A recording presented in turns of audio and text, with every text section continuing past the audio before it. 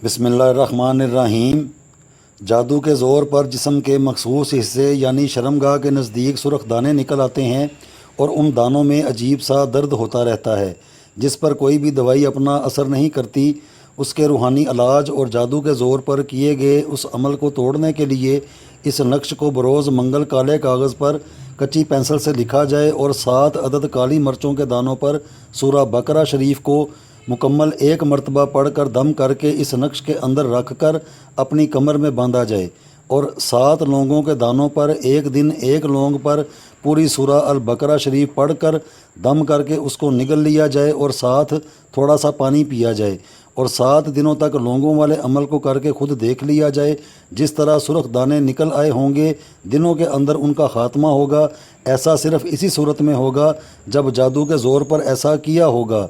अगर जादू टोना नहीं किया होगा तो तब भी इस अमल के साथ ज़रूर अफाका होगा।